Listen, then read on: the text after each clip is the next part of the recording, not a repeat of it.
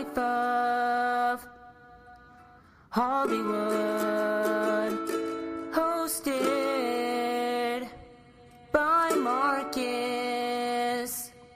Nocerino.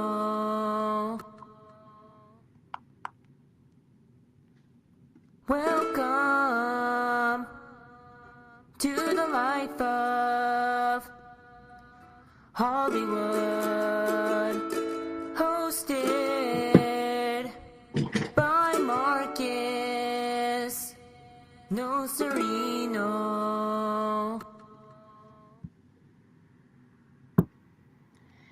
Hello and welcome back to another episode of The Life of Hollywood.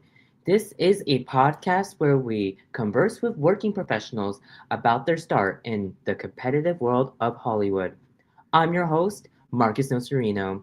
Hollywood is full of all the glitz and glam, but behind the scenes, it's a world where obtaining a job, position, or role is challenging and rough. Today's guest will show us her ways and will introduce us to how she manages to live and inspire the life of Hollywood. My guest today is Paulina Rezende, who's known for her various character roles on the YouTube channel Dhar Studios. This is a channel made by influencer Dharman himself, whose videos are, of course, family friendly. She's also known for her various roles on different YouTube channels like React Media and the Vertical Short Forms YouTube channel called Short Exclusive. And she also has 103,000 followers on TikTok. Paulina, thank you so much for being here today, for joining me to talk about your journey in Hollywood. Hi, thank you so much for having me, Marcus. Of course. So, Paulina, let's start right away. Talk to me about your journey in Hollywood. So I always wanted to be an actress for as long as I've known. And when I moved to Florida, because I'm originally from Brazil, and I first moved to Florida, I remember I joined all their theater programs. I was performing left and right. And then I got an option to be in a competition called IMTA in 2017.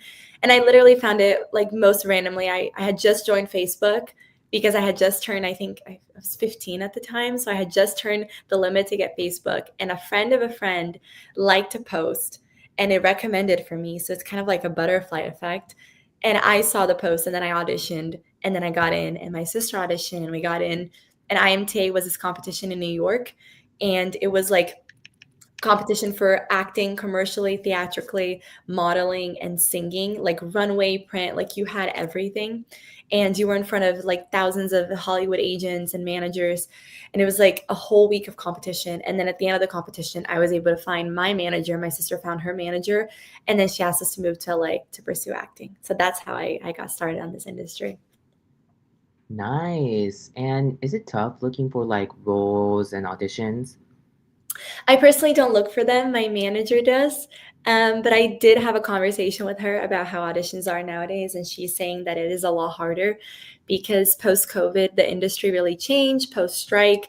Now everything is online. As you know, we do self-tapes. We don't go in person anymore. And the roles are very limited. A lot of the vertical ones are what's saving Hollywood in a way. That's what everyone's auditioning for. And then there are rarely movies and TV show roles now. There are, I do get them. I know some people get them too, but it's way less than it used to be before. And what's your favorite production you have worked on so far? Oh, that's a good one, let me think. My favorite production, I think it was The Billionaire's Matchmaker on the app Shorts.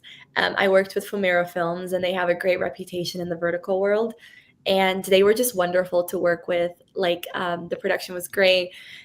They were extremely kind and professional. Everything was on schedule. I don't even know what to say because they were just so great. I had the best experience playing Rachel in that production. Nice. And talk to me about the audition process for the Billionaires vertical short forms. So that one, I remember, it's very funny. I had two auditions that day. I had one where it was I took so long to film because I had to be upside down for it. And then I filmed that one at night. And I remember I shot it like so quickly. I think I like submitted after the second take. I just did it twice and then I sent it. And that one I really felt it. Like, you know, when you feel like like you're the person, like I felt like I was the character. And every day I would be like, please, please, please, like just send me the confirmation that I booked it. And I was just so excited when I got the email for it. My scene was the one with the gun.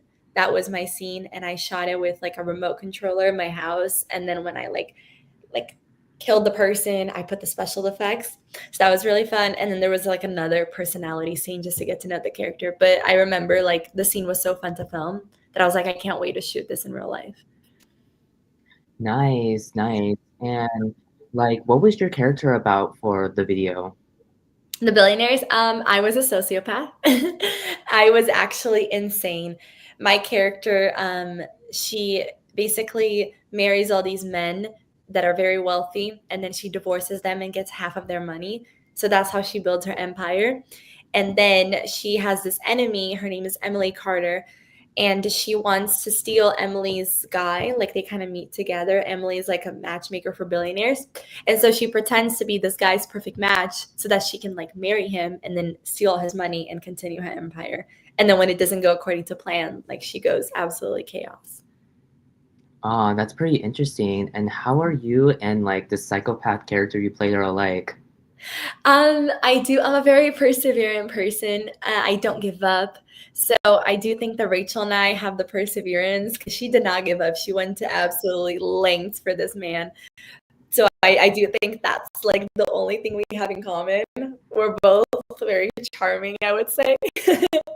But that's it, because that girl is crazy. But I do think her perseverance was the only thing that we kind of have in common.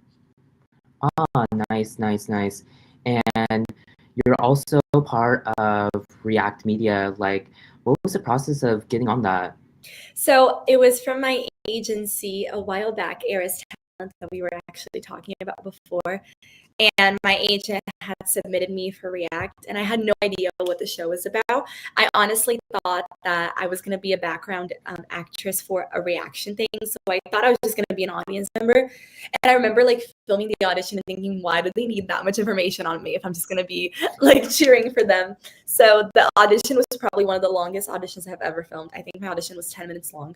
And it was a sequence of videos in the computer that they wanted us to watch and then answer questions and just show our reaction. So basically what we do on the channel. And then they asked us questions about like what we wanted to change in the world, our like political beliefs, like everything that you could possibly think of. And then I got the call back for it, and then I did extra clips, and then they send this poll. So every week, in order for you to be on the React channel, they send you a poll asking like, are you a fan of this specific anime? Do you like this? Do you like that? And then depending on your answers, they'll call you in. So like a bunch of the times you'll say you don't like something and they'll call you in because they know you don't like it. So they want a different reaction. So as soon as I booked it, they sent me the poll so I could fill it out, and then they brought me in.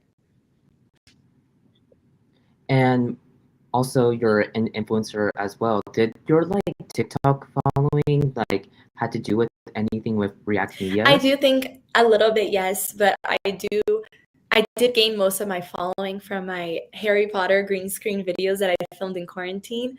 I joined the Harry Potter universe, and I bought a green screen and I learned how to edit myself.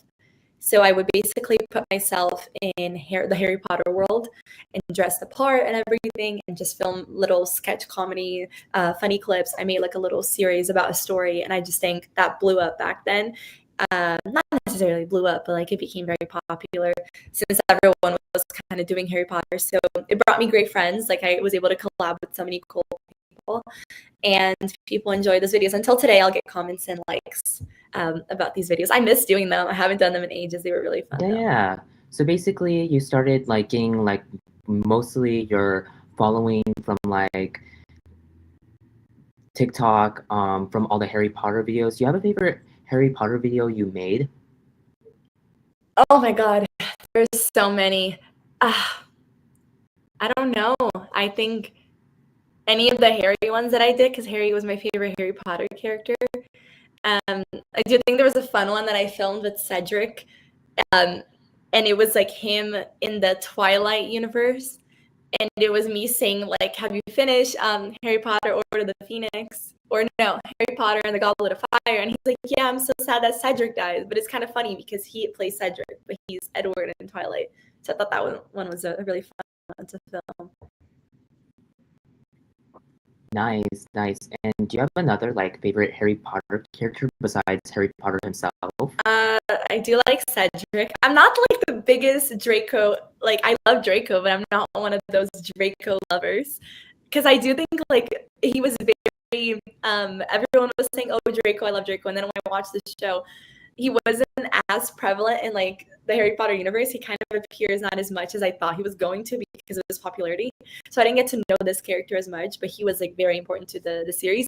So I do think Harry and Cedric were my favorite, even though Cedric was only in one movie.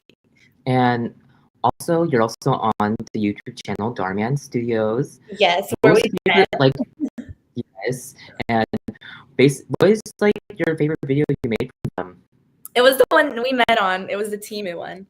Girl gets bullied for wearing Timu. And like, what was like the audition process, and like, how did you like prepare for the character? Okay, so it's very interesting because Dharman is one of those unusual auditions.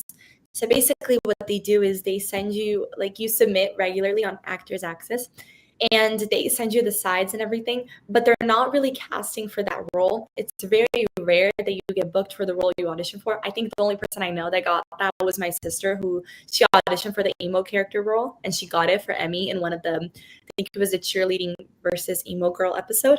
But basically, what you do is you audition for them, and then if they like your audition, they put you on the Dharman database, and then they bring you in based on characters they think will be a good fit for you. So I auditioned for Juniper, the girl who has an autoimmune disease, and she lives in a bubble wrap thing. And if you like see on Dharman, it already came out with a different actress. So they liked my audition for Juniper, and they brought me in for Zoe. So when I got Zoe, I was really excited. They also don't tell you what type of character you booked, if it's a lead or not. You just find out after you accept it. So they were like, "Do you want to play Zoe?" I was like, "Yeah, I want to play Zoe." So then they gave me the script. I looked through and I was like, "Oh, Zoe's the lead. Like, that's great. I love that." And then I basically prepared her by just putting myself in the circumstances of what it's like to be bullied and what it's like to have a passion that nobody believes in, and just having so much creativity and just getting that wiped constantly. Like you could feel Zoe's frustration in every scene. Every time she tried to do something great, those girls would cut the dress, or they would like make mean videos about her. So I kind of try to get into that feel of what it's like to have something so dear to you, but then people constantly take it away. I see. And did you watch like any Dharman like videos before like you got to act in them? I loved Dharman. I know people that book Dharman will be like, "I've never heard of this channel in my life." I loved Dharman. I used to watch their videos like all the time. They would constantly appear on like TikTok for me. And I remember watching like a ballerina one once, where the girl wanted to be a ballerina and they would bully her. I always thought Dharman had really strong actors and really strong stories to tell as well. And you get recognized at all in public from like Dharman, Verticals, your like following on social media? I got recognized for the Timo episode actually, like 4 days after it came out, which was great. It was like a group of kids in a restaurant, and their mom said they were a big fan of me, and I was very excited. I mostly get recognized for React. That's the one. Like I've gotten recognized in Lake Tahoe. I remember I was like stuck. We got like my family and I got all lost. We were biking, and we went to this nearest camp to like find people to see how we were gonna get back to our hotel. And I remember I was like drenched in sweat, and this girl was like, "I know you." And then she said she recognized me from React, and then she said, "Oh my God, your dad is here, and your sister who's also on React, and your mom." So she recognized the whole family. So I usually get recognized either from React or Dharman, but not personally from my social media now. I see. And how do you feel about getting recognized like in public and having like these like young fans approaching you? It's very fun. They're not all young. I've had older as well, because React has a very big fan base. They have very young, but they also have like adults, because they do a lot of throwbacks to like 60s, 70s. So I've had those that took a picture with my sister and I, and Riker too. My friend Riker from React, we were all there. There's this one time like at a farm. So it's always really fun. I always get like very excited to take pictures or to talk to them. And they're always really sweet. They always like try to ask as much about the React life or like what it's like. And it's great to have these conversations, especially the little kids. I just think they're so adorable and it makes my heart full. Yeah, and is there like any like productions you're currently working on right now? Yes, but I'm not allowed to share, unfortunately. It's not like anything from like React, Darman, or like verticals right No. now, but it's like something that like you can't say right now. Yes. We'll put I dot see. dot. And you can't mention like what are these productions about, but can you like mention like a little like snippet about what they're about? I can't, unfortunately. I wish I could. I see.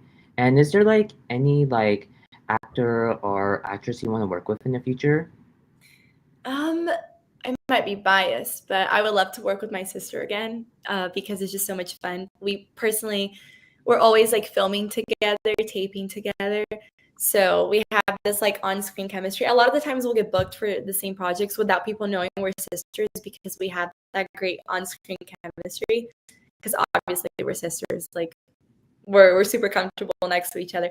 So if I could work with her in any other project again, that would be really fun.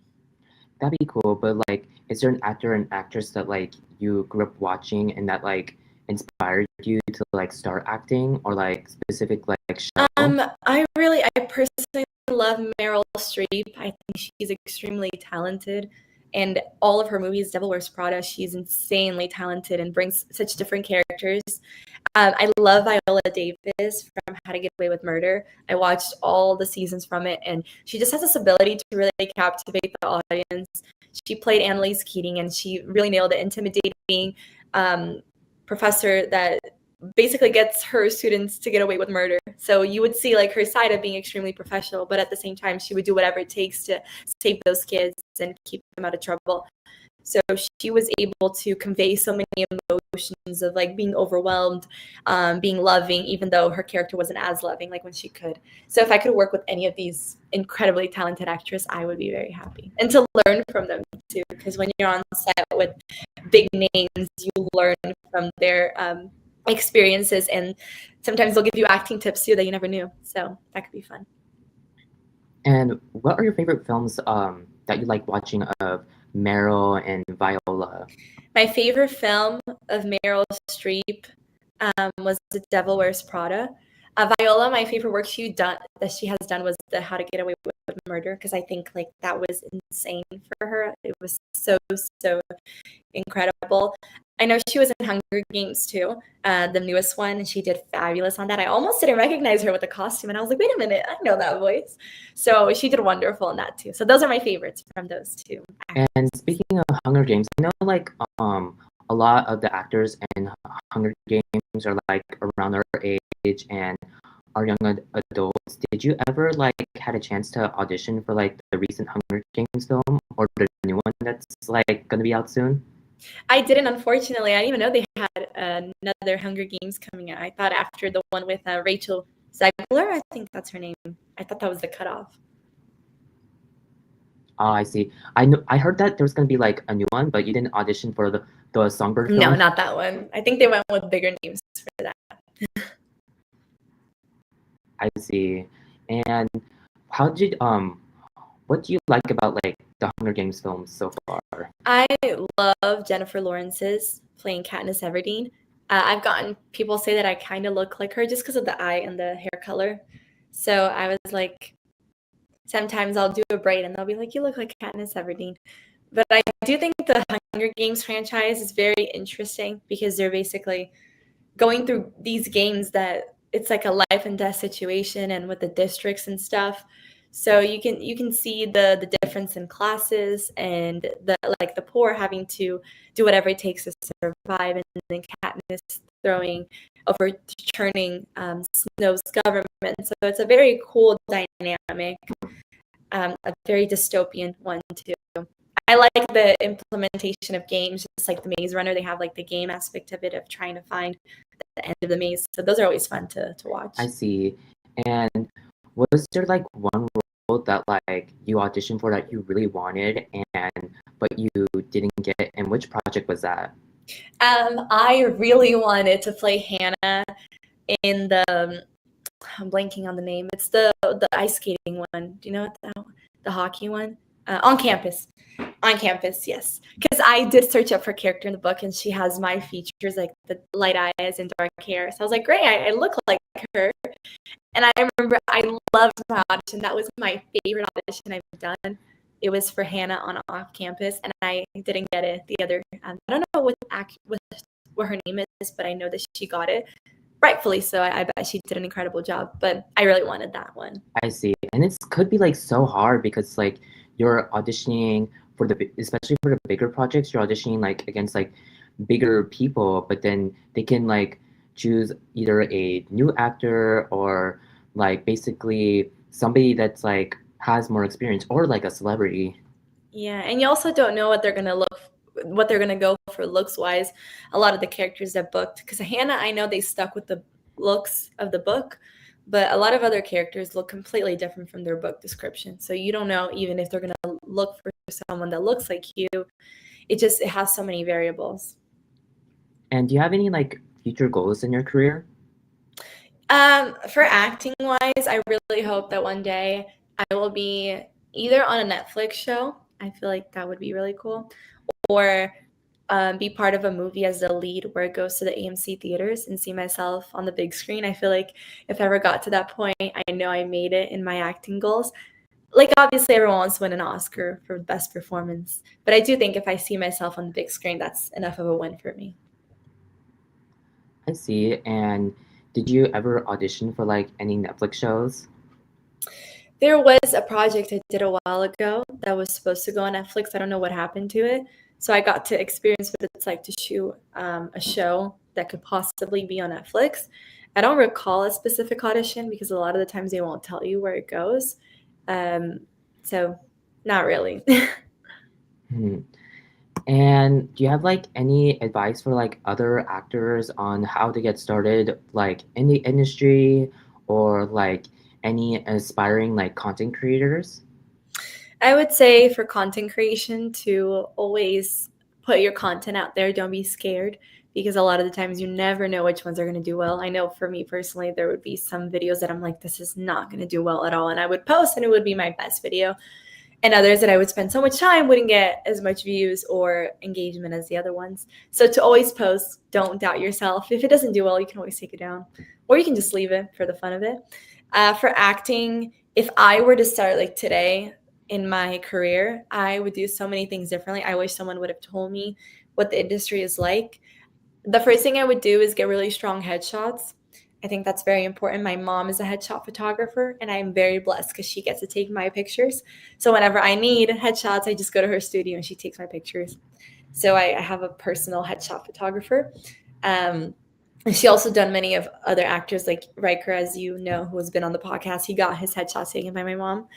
And then I would get strong reels so it doesn't have to be professionally done because I think that's a waste of time and money. A lot of the times new actors don't have the set experience yet, so you're spending so much on something you're probably going to evolve so much more in your acting career. I remember my first demo reel was actually horrible and I didn't even use it for anything.